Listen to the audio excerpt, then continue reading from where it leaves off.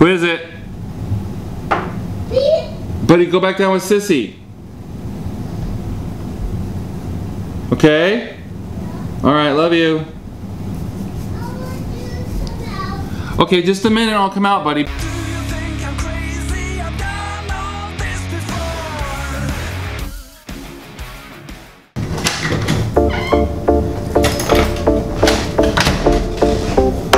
What's up, fam?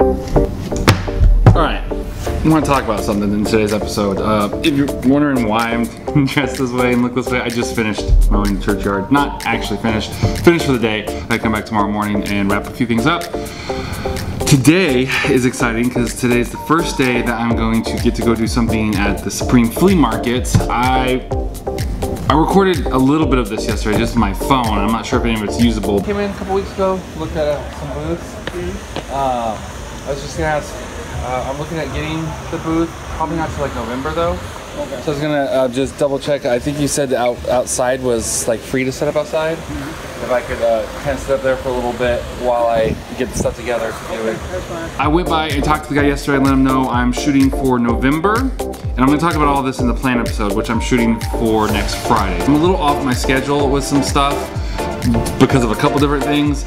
So today's episode, so when I'm recording today, I'm going to try to get out tonight to try to get back on schedule, or it might not come out till tomorrow, which it will be Friday either way. The Friday after that, I'm going to release the video called The Plan and launch the Patreon campaign. So that is my goal. I'm going to be working on that all week. It's more than I think I was going to try to do like on Monday or something, but it's more than I want to do in one day. I want to give myself a whole week to work on that video. So yeah, today, all back to this, I'm going to the Supreme Flea Market. I went by, talked to the guy, and I said, look, I'm shooting for November. That's, okay, back on track. That's where I was going with that.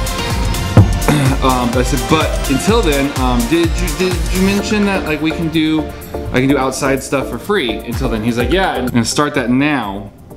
I'm not gonna wait until I get, you know, the funding to be able to go in and do it all. I'm gonna start it now, and I'm gonna start it up as a podcast.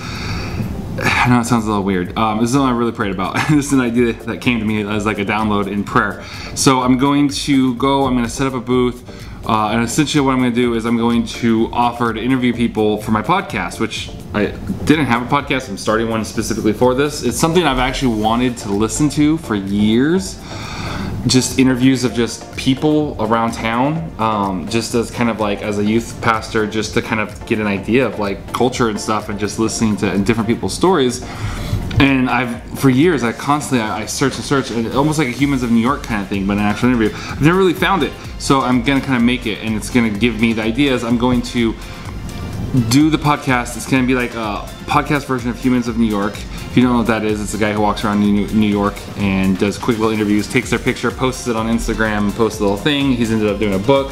Sorry, I'm like picking like twigs and stuff off me. I know it's gross, but it's itchy. So I'm gonna interview them for the podcast, start off with kind of about them and who they are and their life story kind of thing, or, you know, like there's all this Kaepernick, Nike stuff going on, you know, maybe they want to talk about that, maybe they want to just get on and talk about a particular topic. Whatever, I don't care. They get on, they start talking, and I'll slowly transition it from just about them to, as they're saying things, whether it be about current events or about their life story or whatever, start incorporating it. And the whole idea is eventually by the end of the 30 to 60 minute episode, depending on how talkative they are, end up getting to share the gospel with them, getting to witness to them, and hopefully eventually I start getting to where I'm actually leading some people to the Lord, even right there on the podcast, which will be amazing. So that starts today, like in a few hours. So that's why I couldn't do the whole churchyard today. I had a cutoff time. I'm gonna go home, I gotta shower up and whatnot, and then come back to the church, grab some tables, grab some equipment, and go set up. And hopefully I don't just sit there all day and no one wants to do it. So I didn't really think about that part. So I'm praying that people are actually interested in it, and I get some good interviews. I'm hoping to get at least 2 interviews today. I'll be there for about 4 hours, I think is the plan. Hopefully I can get at least 2 interviews. Get this podcast launched over the weekend. And then, yeah, I mean, I got something cool for Saturday, so that'll be Monday's episode. So that's gonna be some cool evangelism stuff based off what we talk about with youth. So check that out. I'm sorry this video's been like kind of more of an announcement video. Today's Friday. Did I say it's Thursday? I'm confused. Anyways, so today's Friday. That's what I'm doing today, the Supreme Flea Market and the podcast thing.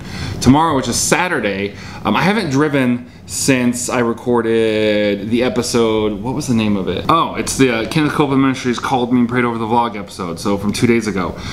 So I guess something I was behind is I thought on some of these. But anyways, so in that episode I kind of talked about, I kind of felt like I was kind of calling me out on how much time I was using trying to make money versus the things that he's called me to do, such as this and prayer and the evangelism stuff and just all the other stuff that goes into it that's been slowing down the progress of the vlog and some of the outreach stuff, because it's been a couple weeks since I did, see, how long ago was it that I did the I crashed the party episode? Okay, so it's only been a week. Okay, it feels like 2 or 3. It's only been a week since I did the I crashed her birthday party. And then it's a week, so a couple days, it's probably 2 days less than that. My big idea, I'm gonna need your help. So I guess I'm not as far behind. I guess I just feel like it's not going as fast. And that was part of that feeling like I was artificially slowing down the progress because I was spending so much time driving Uber and Lyft. But with that said, I am gonna be driving this Saturday. And it's going to be dual purpose. So I'm going to be, so on Wednesday we went over with the youth, we went over a 4-step process. Now I don't generally like stuff like that. Like I used to hate the whole SOAP method, which is ironic because I've done so many episodes based off of it. I generally don't like that kind of stuff, but when you're starting you need something. It's like training wheels. No, do I think that when you're 35 years old and you're like doing a race, like a bicycle race, should you still be using training wheels? No.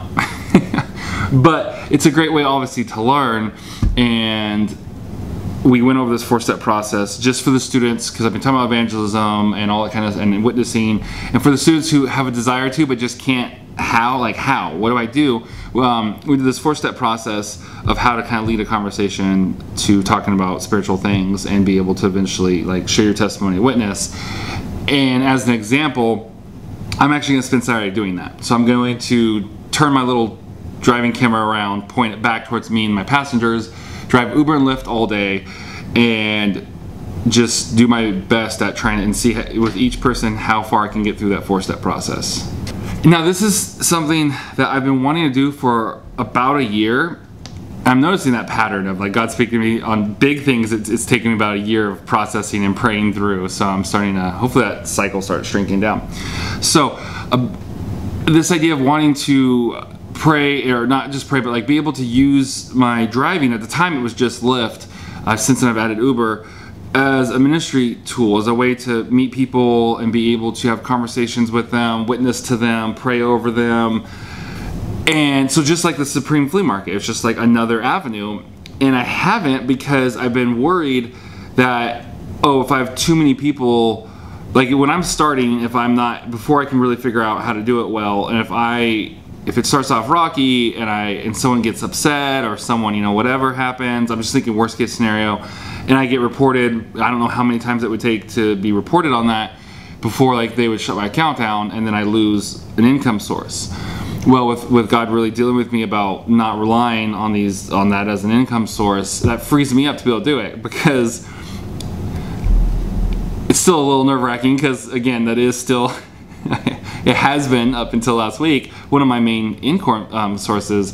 It's been my main secondary, which, and every now and then, you know, I haven't been doing a lot of side stuff, so it's kind of been like a third of my income in that sense, sometimes more, sometimes yeah, anyways. And it's also the flexible part, because, you know, I get my paycheck when I get my paycheck, but I can go out and drive anytime if I need something, and to pay a bill, to get, you know, if I had some groceries I need to get, whatever it is. Brandy comes and goes, hey, I don't know what the budget's like, we kind of need this, and I can be like, well, I'll go out and drive over the weekend and make it. So it was something that I was always scared to do, because I didn't want to get reported and get kicked off the platform and lose that. But again, with feeling the direction to let that go, I'm gonna just do exactly that. So I'm going to use it. I think it's gonna be the best way to talk to a large amount of people in a condensed period of time.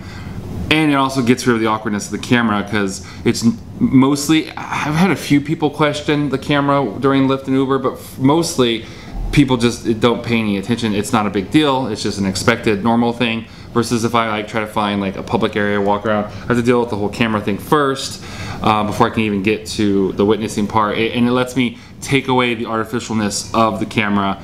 Some people may talk to me only because of the camera, they may react differently. This removes that element, and it's gonna be the closest thing to like a real world situation, real world environment type thing.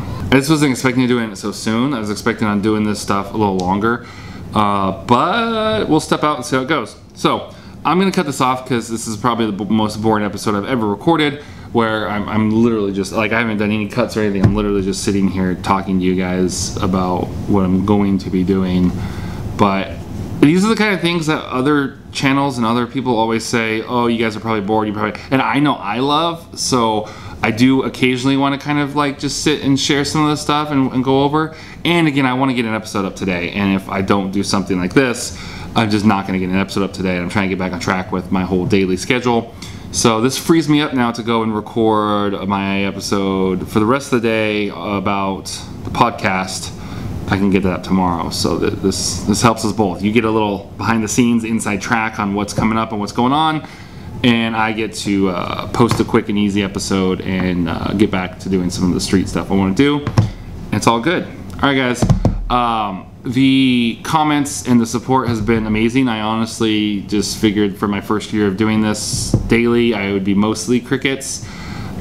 But I'm getting a lot of great feedback, and that's amazing. I'm having a lot of my Facebook people, so people I at least quasi know, and a lot of people I know in real life, which was really intimidating at first, watching these. And I'll call up my mom and talk about stuff, and she's like, "Oh yeah, I heard you talk about, say that you're gonna do that in the vlog." And I have people come up to me like after service and ask how something went, or what about, like what's this or what's that. I'm like, how would you know about that? And I was like, oh, and they're like, oh, I saw it in the vlog. So I'm like, cool. So yeah, it's surprising me, but it is what it is. And like I said, I'm just kind of trusting the Lord to see where He takes this thing. So with that, I'm going to sign off, and I will see you guys tomorrow with the podcast, behind the scenes of the podcast evangelism stuff. Peace out.